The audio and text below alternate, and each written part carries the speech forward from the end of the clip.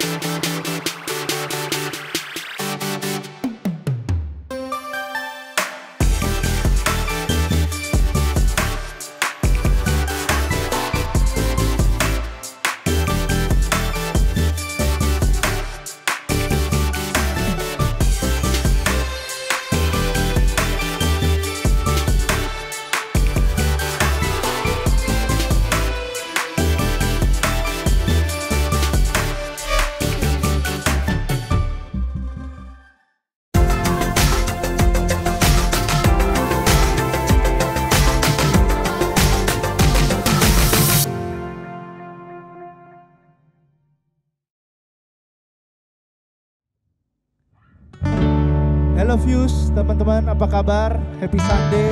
Mari hari ini kita mau sembah Tuhan. Saya undang teman-teman dimanapun teman-teman berada, kita mau naikkan pujian syukur kita kepada Tuhan hari ini. Haleluya.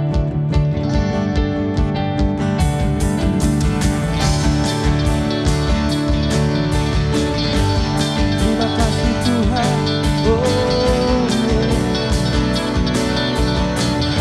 Mari sama-sama katakan.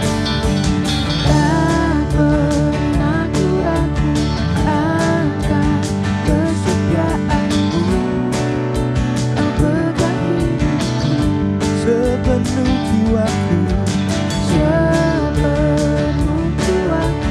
ku yakin dan percaya Kau tuntun langkahku. Yesus Kaulah Raja dalam hidupku, berkuasa berjaya untuk selamanya. Hanya Kau Tuhan, sumber kekuatan, kuasa-Mu tercurah bagiku senantiasa. Denganmu Tuhan, bukan berjalan dari kemuliaan sampai kemuliaan selamanya. Mari lebih lagi katakan. Tak pernah ku ragu akan kesetiaan-Mu, Kau pegang hidupku sepenuh jiwaku, sepenuh jiwaku. Ku yakin dan percaya Kau tuntun langkahku. Yesus, Yesus, Yesus Kaulah Raja dalam hidupku,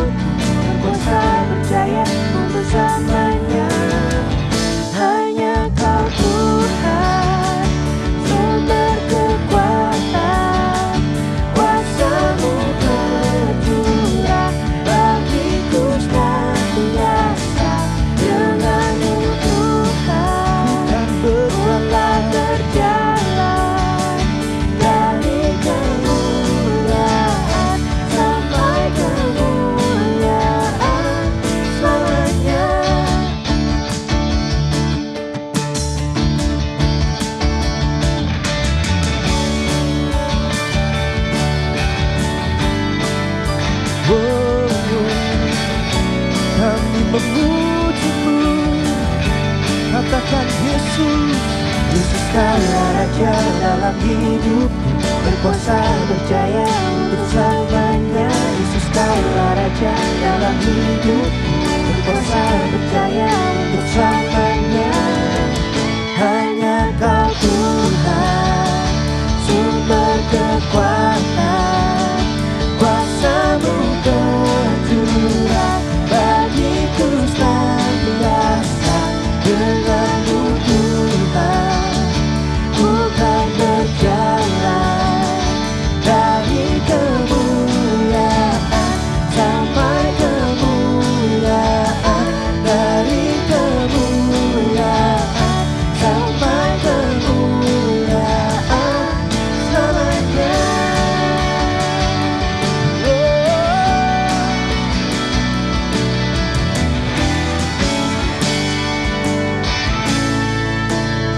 Terima kasih Tuhan, hanya di dalam nama-Nya Yesus Dia sumber pengharapan di sepanjang hidupku. Oh hanya di dalam kuasa-Nya pasti tersedia kemenangan bagiku selamanya. Hanya di dalam nama-Nya Yesus Dia sumber pengharapan di sepanjang hidupku. Oh hanya di dalam kuasa-Nya pasti tersedia kemenangan bagiku selama-lamanya. Dalam nama-Nya ada pengharapan, dalam kuasa-Nya kemenangan. Dalam nama-Nya ada pengharapan, dalam kuasa-Nya kemenangan.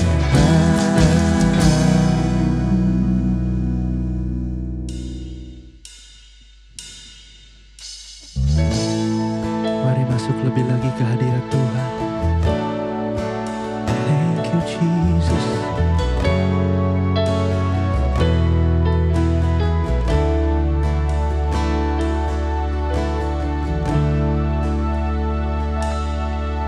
Besar mulia kasih-Mu, Kau korbankan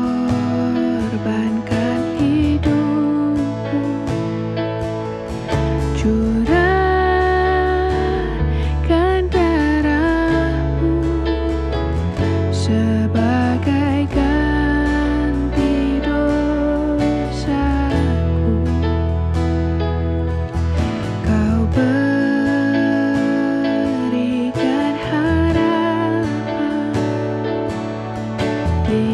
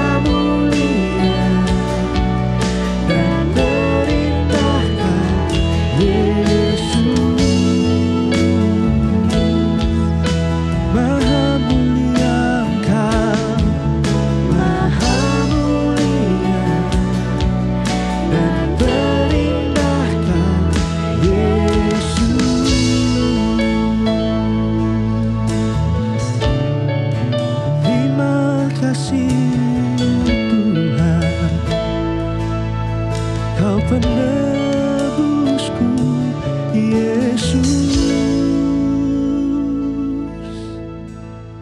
Hai semuanya, welcome balik lagi di Fuse Online. Kalau kalian yang belum tahu apa itu Fuse, Fuse adalah komunitas yang dimana kita bisa belajar bareng-bareng soal Kristus dan Bible, obviously. Kita is a Christ-centered community. And kalau mungkin kalian belum tahu ini siapa sih gitu. Gue Joel, gue juga dari Fuse sebenarnya, jadi kita orang dalam.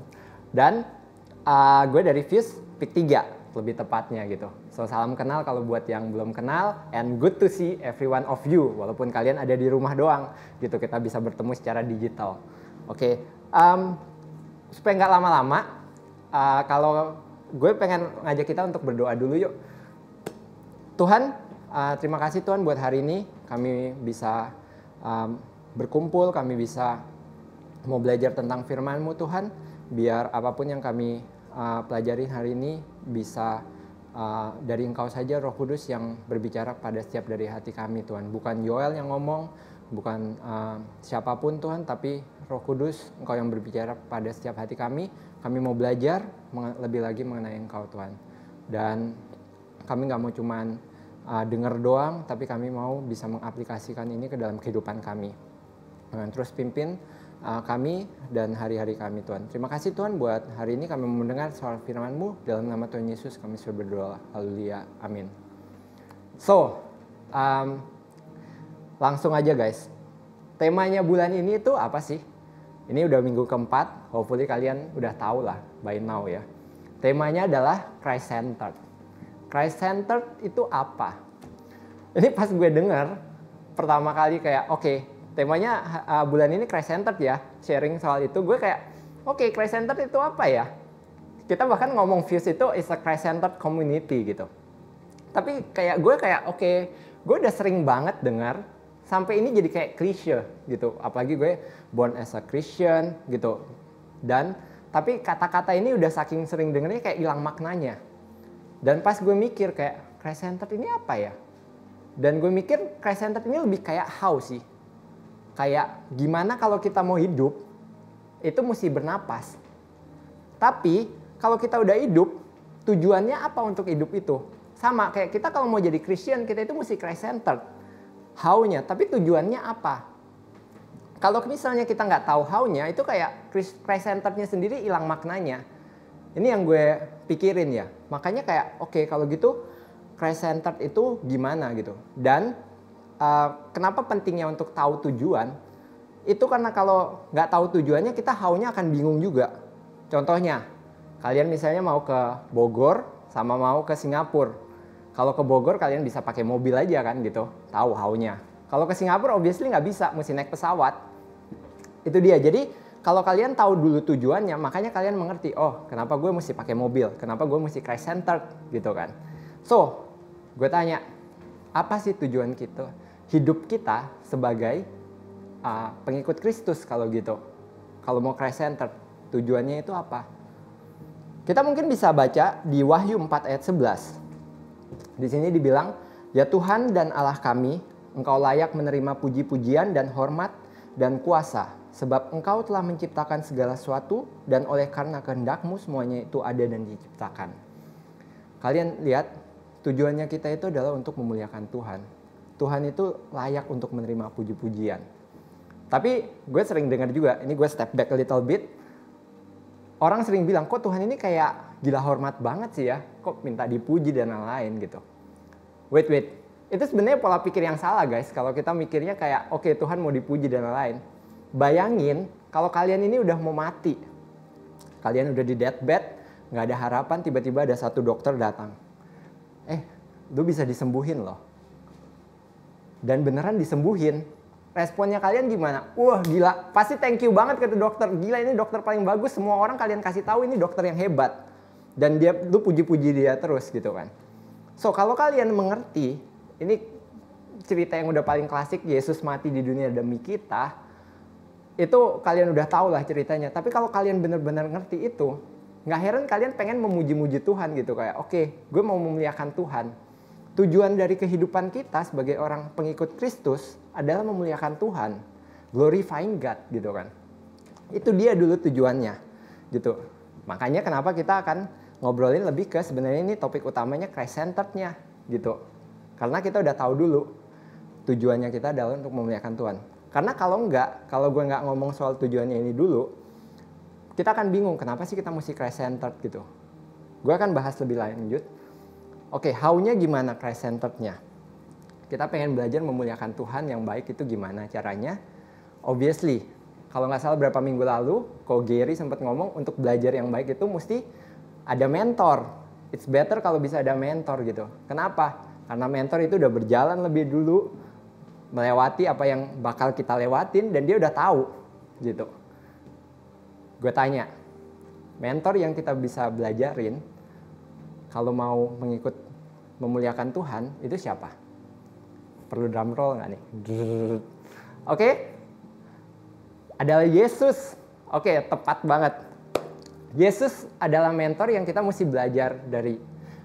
Karena kita bisa baca di Yohanes 13 ayat 15. Ini versi NIV-nya.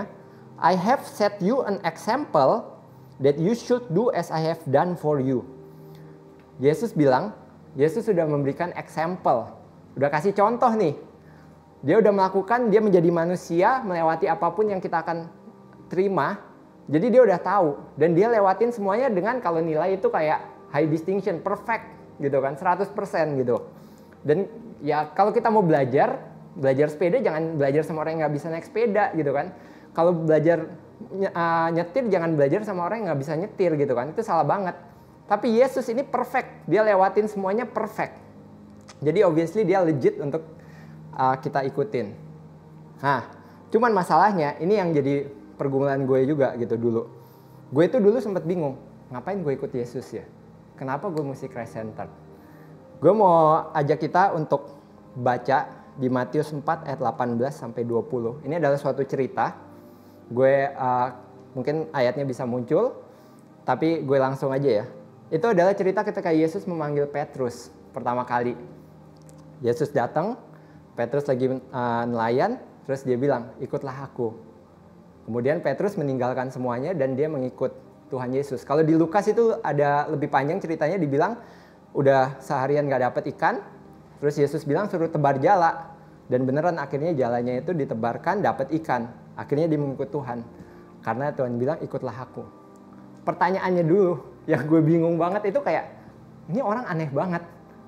Kok mau? Tiba-tiba diajakin doang, ikut yuk gitu. Terus tiba-tiba ikut. Kalian bayangin deh.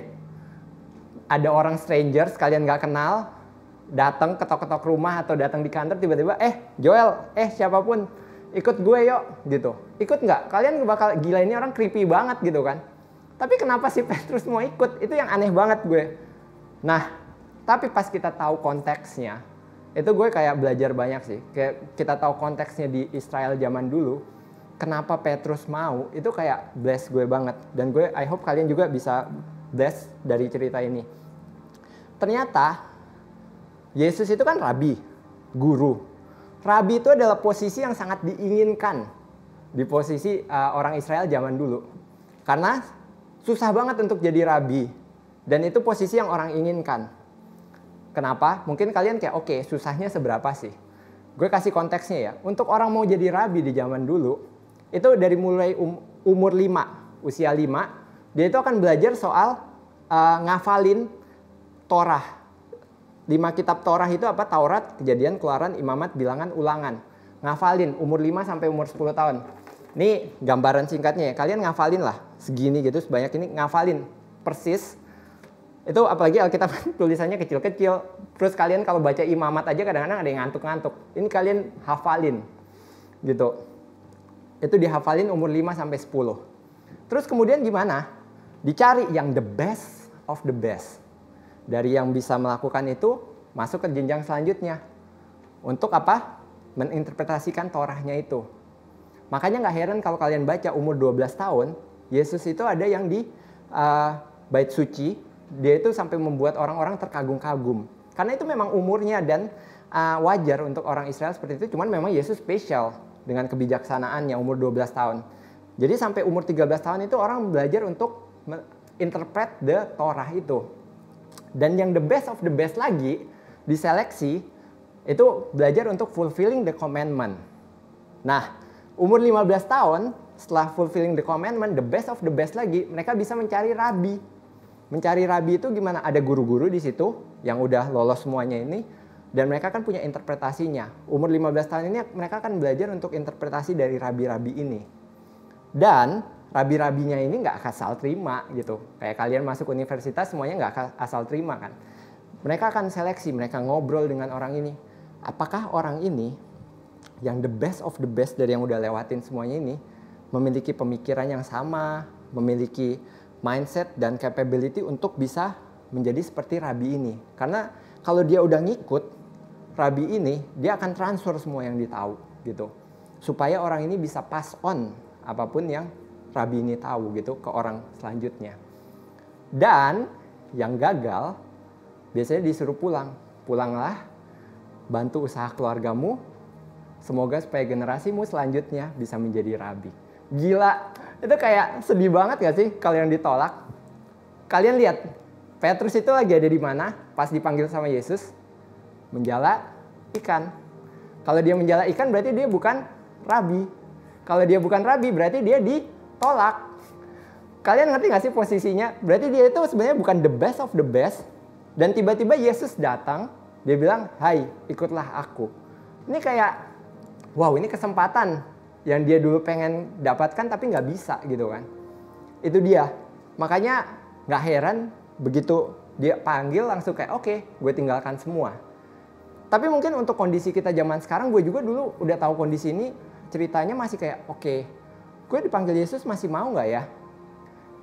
Gue jujur dulu itu lebih pengen untuk jadi orang kaya, orang berhasil. Dan yang jadi role model gue obviously siapa?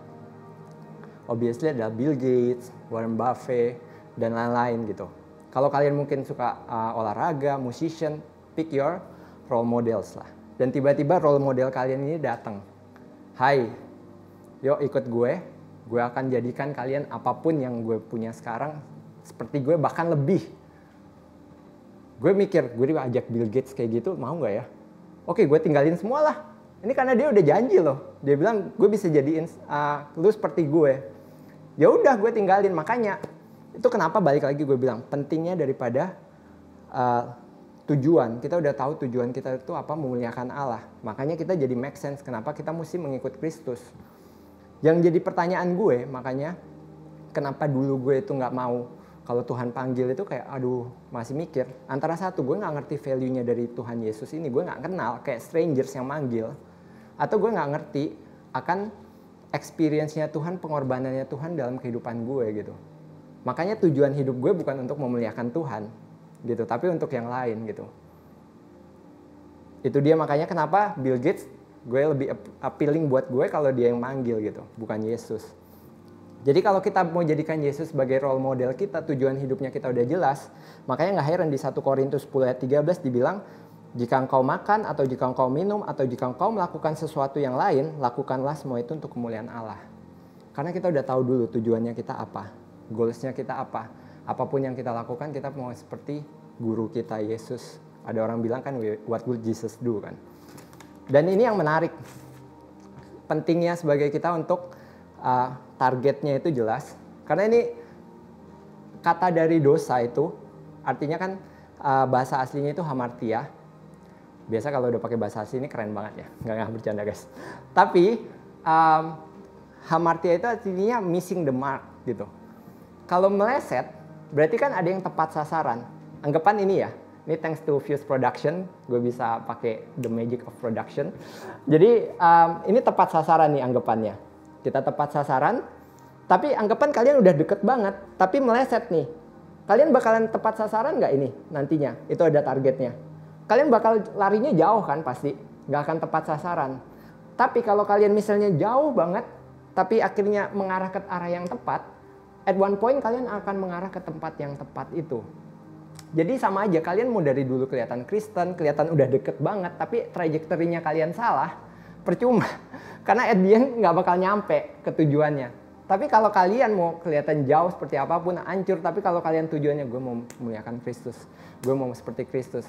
Mungkin cobaannya banyak, tapi kalian nyampe juga. Karena tujuannya yang penting. Itu dia. Makanya tujuannya kita apa? Kita belajar, kita mau memuliakan Tuhan, kita belajar dari Kristus. Kita bisa dibilang Matius 5 ayat 48. Seperti Kristus itu apa? Karena itu haruslah kamu sempurna sama seperti Bapamu yang di surga adalah sempurna. Gila, perfect. Perfection itu standarnya Tuhan, targetnya kita itu perfection untuk memuliakan Tuhan.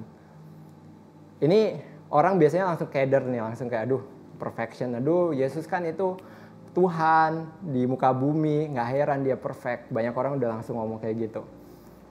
Oke, bisa nggak sih kita perfect? Can we be perfect? Ini gue mau kasih cerita lagi, belajar lagi dari Petrus.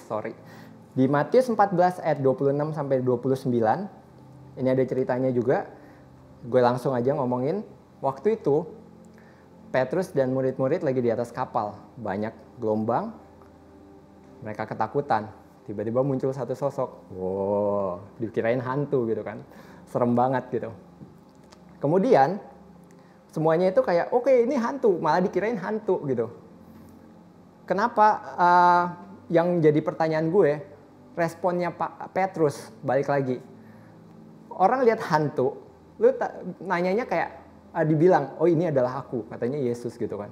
Responnya dia bukan kayak nggak percaya atau apa, tapi responnya dia, kalau itu benar adalah kamu, biarkan aku berjalan di atas air. Nggak make sense. Kayak orang, gue nggak pernah lihat film horor terus orangnya bilang kayak gitu. Kalau itu hantunya ini beneran gue mau kayak gini ya. Jarang banget gitu gue dengar kayak gitu atau nggak pernah. Makanya ini aneh banget kan, bisa diceritainnya kayak gitu. Tapi kalau kalian ngerti konteks yang gue bilang tadi, kalau Rabi itu udah memanggil kalian, follow me. Itu artinya, apapun yang gue punya gue akan lakukan, gue akan buat lu bisa melakukan seperti gue. Apapun, dan gue akan memampukan lu. Makanya gak heran, pas Petrus itu minta ke Yesus, kalau itu benar adalah engkau, dia itu logikanya gini, lu katanya gurunya gue, dan gue katanya bisa seperti engkau kalau apapun yang lu lakukan. Ya udah, lu sekarang berjalan di atas air. Gue kalau gitu bisa berjalan di atas air juga dong. Logikanya itu kayak gitu kan. Dan akhirnya dia apa? Dia berjalan di atas air. Akhirnya, tapi kalau kalian tahu ceritanya, dia akhirnya tenggelam juga karena ada badai dan lain-lain. Sampai Yesus bilang, kenapa kamu ragu gitu.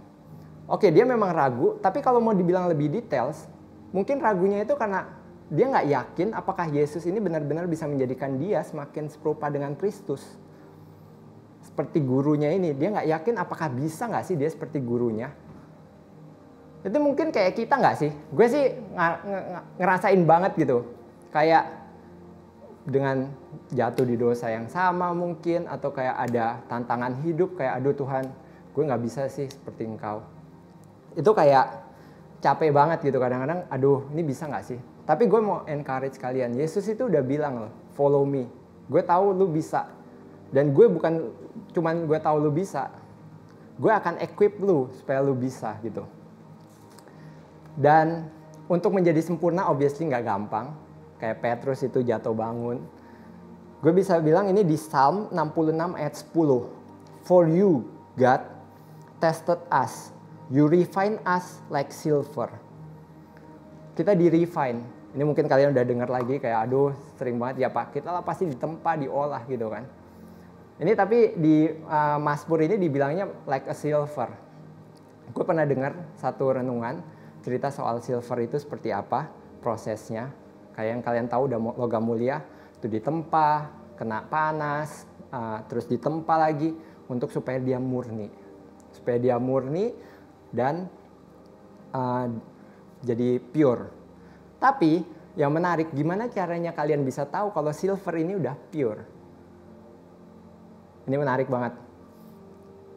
Katanya silversmith-nya ini bakalan tahu kalau silvernya ini udah pure, begitu udah hasilnya beres, dan dia bisa lihat reflection-nya di dalam silvernya ini. Wow. Gue cuma mau tanya, kalian apakah udah pure, dimurnikan sama Tuhan atau enggak? Dan reflection-nya siapa yang kelihatan di dalam hidup kalian? Ini nggak gampang. Yang gue ngomongin ini kayak, mungkin bahkan sebenarnya gue sharing ini lebih ke diri gue sendiri gitu kan. Gue masih mengalami banyak hal yang gue kayak oke, gue gimana caranya bisa semakin serupa dengan Tuhan gitu. Dan caranya ya kita mesti terus dekat sama Tuhan gitu. Kayak orang disciple-nya Tuhan itu, murid-murid rabi itu ada istilahnya zaman dulu, bahkan may you be covered in the dust of your rabbi. Itu kayak semoga kamu ditutupi oleh debu daripada guru kamu, rabi kamu. Kenapa? Karena mereka jalannya sebegitu dekat, mereka jalan. Makanya yang gurunya punya kaki ini melangkah, ada debu-debunya keluar, kena ke mereka gitu kan. Saking dekatnya. Jadi kita mesti dekat terus sama Tuhan. Dan kita mungkin makanya pick our role models. Ada Yesus di situ. Kita mesti belajar daripada Yesus. Dan kita juga bisa belajar yang another one dari Paulus, obviously. Paulus itu kita tahu hidupnya pasti buat Kristus karena tujuannya jelas, hidup untuk Kristus, mati adalah untungku, bahkan dibilang kayak gitu. Dibilang di Galatia 2 ayat 20, dibilang, I have been crucified with Christ, and I no longer live, but Christ lives in me. The life that I now live in the body, I live by faith in the Son of God, who loved me and gave himself for me. Ini jelas banget di sini dibilang bukan hidupku yang hidup lagi, tapi Kristus. Reflectionnya dia, itu semuanya udah Kristus, dimurnikan gitu. Karena kenapa? Karena dia mengerti experience-nya, dia tahu seberapa Kristus mengasihi dia. Kita bisa kasih sampai ngomong kayak gitu. Buat gue aja sebenarnya masih susah gitu kan. Ini nggak ada hubungannya ya, maksudnya kayak, oh Joel ini kok kayak nggak meng-encourage kita sukses dan lain. Guys, by all means, jadilah yang terbaik di apapun yang kalian kerjakan, sukses, berhasil, itu bukan, gue bukan menentang itu gitu. Bahkan gue encourage kalian kalau memang bisa gitu kan. Tapi, kenapa orang banyak yang kecewa gitu sama Tuhan? Karena expectation-nya mereka bukan memuliakan Tuhan, mereka inginnya targetnya itu kaya gitu. Dan begitu Tuhan nggak kasih itu, mereka kecewa. Karena rumus daripada kekecewaan, itu karena expectation versus reality. Ininya adalah kekecewaan itu gitu kan. Jadi kalau kalian memang fokusnya kepada Tuhan, makanya kenapa kalian nggak mungkin kecewa gitu. Karena kalau ada cobaan, tantangan datang, kalian tahu ini apa gue bisa makin murni, semakin serupa dengan Kristus atau enggak. Bukan ini kenapa gue bisa kaya atau enggak gitu kan. Makanya kenapa kalian nggak akan kecewa kalau kalian memiliki target yang benar. Dan ini gue ngomong ke diri gue sendiri. My testimony is dulu gue itu very ambitious. Kalau menurut targetnya gue, ambisinya gue, mungkin gue umur 25 udah jadi salah satu orang terkaya di Indonesia mungkin menurut target. Tapi obviously nggak kejadian. Bukan karena gue nggak berusaha, tapi gue belajar banyak hal and I'm really thank God itu nggak kejadian juga gitu. Karena dulu gue misalnya kayak dengar ayat Matius 6 ayat 33, carilah dulu kerajaan Allah dan kemuliaannya maka semuanya akan ditambahkan kepadamu. Tapi yang gue target, gue punya mindset dengar ayat itu, semuanya akan ditambahkan kepadamu, makanya gue cari Tuhan. Oke, jadi targetnya gue bukan Tuhannya, tapi semua yang ditambahkan kepadamunya ini gitu. Gue maunya itu. Itu dia, makanya untuk prosesnya bisa sampai oke, gimana caranya supaya gue bisa fokusnya ke Tuhan, itu proses yang panjang. Gue gak mendapatkan mungkin apa yang gue mau, tapi obviously God give me the best. Dan pengenalan akan Tuhan lebih lagi melalui proses yang gak enak itu. Dan gue mau encourage ke kita semua sih, kayak mungkin gak enak, mungkin capek, mungkin susah banget bahkan untuk ngikut Tuhan menurut kita gitu. Tapi Tuhan bilang, ingat follow me, itu berarti kayak aku akan memampukan kau juga. Aku akan menguatkan kau, aku yakin kau bisa seperti aku gitu. Dan terakhir sih ini kita mesti semakin dewasa obviously di dalam Kristus. Dan semakin dewasa itu kadang-kadang gue suka ayatnya yang di Kolose 1 ayat 28-29 tapi yang versi The Message. Dia itu ada bilang to be mature is to be basic. Karena kadang-kadang kenapa yang gue ngomong ini kayak basic banget. Ini sebenarnya gue percaya kalian udah tahu, bahkan kayak gue bilang ini klise. Kalian udah saking sering dengarnya. Tapi kadang kita mesti balik ke basicnya lagi, esensinya. Dan kita tahu apa artinya dari Christ centered itu. Sebenarnya simple banget jadinya tujuan hidup kita untuk memuliakan Tuhan. Dan gimana caranya? Menjadi seperti Kristus. Menjadi seperti Kristus, menjadi sempurna. Dan itu possible. Dan terakhir, kalian berani gak sih kalau at one point gue challenge kalian untuk ngomong kayak Paulus ngomong. 1 Korintus 11 ayat 1 dibilang, ESV, imitate me as I imitate Christ. Contohlah aku karena aku mencontoh Kristus. Gila, gue denger ini kayak barnya tinggi banget guys. Itu kuat gak sih untuk kita mengikut Kristus gitu, bilangnya kayak oke, contoh aja gue, karena gue nyontohnya Kristus loh. Berani gak orang sampai di kehidupan kalian itu bisa bilang kayak, oh kalau Yesus ada di muka bumi ini mungkin kayak gini loh. Karena itu dia kayak silver, reflectionnya Kristus ada di dalam kehidupan kita, dimurnikan terus. Ini gak gampang obviously. Tapi ya gue encourage kalian untuk berusaha, berpegang teguh, selalu dekat sama Tuhan untuk mengejar itu. Karena itu adalah targetnya kita. Ingat, targetnya kita untuk memuliakan Tuhan. Makanya kenapa kita mesti Christ-centered seperti Kristus. So, gue gak akan panjang lebar lagi. Gue akan close. Gue kalau biasanya cuman kayak untuk teman-teman yang baru, new believers yang belum percaya Tuhan, gue juga tapi ada doa kedua yang gue mau ajak ke teman-teman untuk yang udah percaya Tuhan mungkin udah lama dan lain-lain. Tapi gue mau tantang kalian untuk kayak Petrus. Di dalam kehidupan kalian mau nggak untuk ditempa supaya semakin seperti Kristus.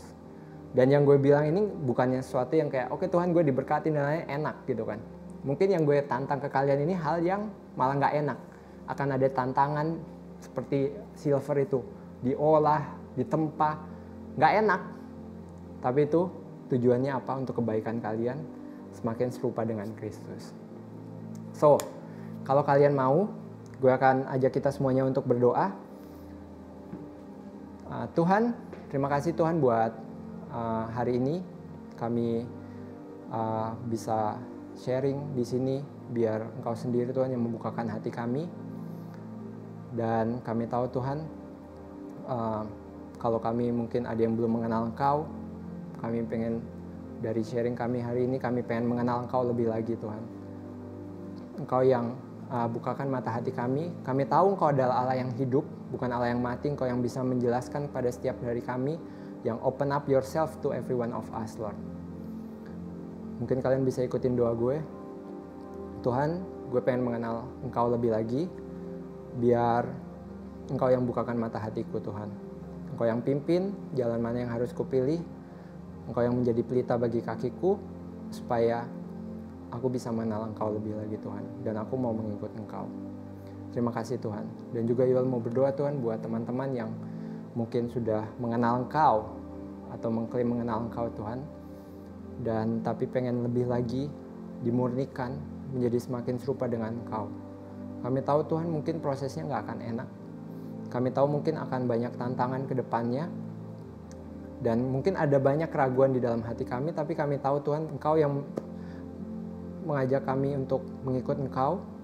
Engkau yang akan memampukan kami, Engkau yang akan memegang tangan kami Tuhan. Dalam tantangan ke depannya mungkin ada keraguan, biar kami bisa terus dikuatkan, agar tujuannya satu, kami mau memuliakan nama-Mu saja Tuhan. Memuliakan Engkau, dan kami mau menjadi sempurna, sebagaimana Kristus telah mencontohkan kami menjadi sempurna. Dan tantangan ada ke depannya, biar itu bisa dipakai terus untuk memurnikan kami Tuhan. Terima kasih Tuhan buat hari ini, buat hari Minggu yang indah ini, apapun yang akan kami lakukan di sepanjang hari kami dan hari-hari ke depannya, biar kami bisa terus memancarkan terang kasih-Mu, orang bisa melihat Kristus di dalam kehidupan kami, dan kami bisa menjadi terang dunia dan garam dunia dimanapun kami ditempatkan. Di dalam kami dalam berteman, dalam kami dalam keluarga kami, dalam kami dalam pekerjaan kami Tuhan.